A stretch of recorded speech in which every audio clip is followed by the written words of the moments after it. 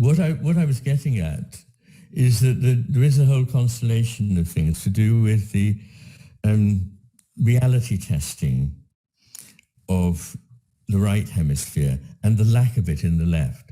So when the right hemisphere is not functioning properly, the unbalanced dominance of the left hemisphere leads to various kinds of false optimism. We probably discussed already the business of denying a paralysis, completely denying that a limb that is very obviously paralyzed, that there's anything wrong with it at all. So that's an extreme case of it.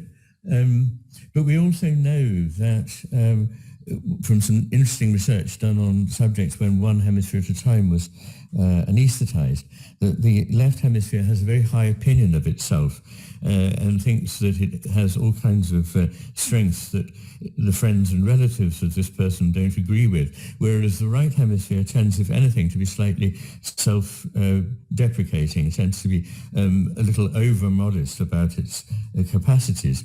In the normal state, so research on ordinary non-pathological individuals shows that we tend to attribute good outcomes of a situation, over-attribute them to something we've contributed. So when we get a good result that we like, we exaggerate the amount that we did to attain this result.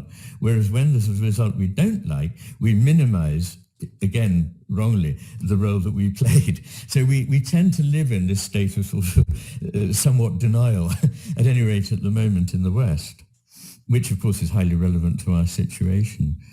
One of the things that one might want to talk about is, well, is the right hemisphere the grounds for excessive pessimism? And I think there's some evidence that that may be the case, but there's also some evidence that where it takes us is effectively towards realism. We know that depressed patients make more realistic judgments, not only about their own future, but about things that are unconnected to it. For example, the right hemisphere is not only better than the left hemisphere, but better than the normal subject in estimating the duration of a period of time, which has very little to do with mood, although It is connected with mood, as everything is.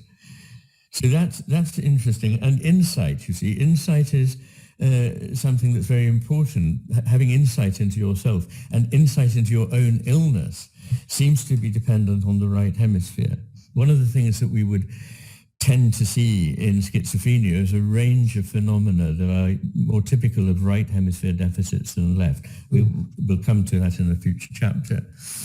But even so, even when we can see that somebody with schizophrenia shows insufficient activity in the right hemisphere and excessive activity in the left hemisphere, when the person begins to get insight into their illness, it comes when there is more activity in the right frontal cortex.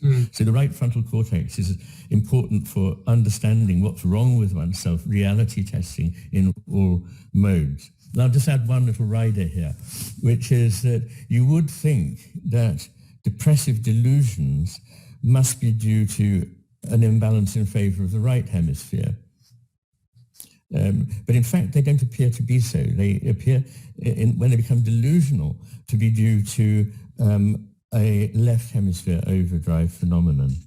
These are states in which people imagine they've committed some heinous crime, and they go to a police station and turn themselves in and say, "I caused the invasion of the Ukraine," or something like this. But when they're that far out of touch with reality, then it's no longer a right hemisphere dominant state, it's more of a left hemisphere dominant state.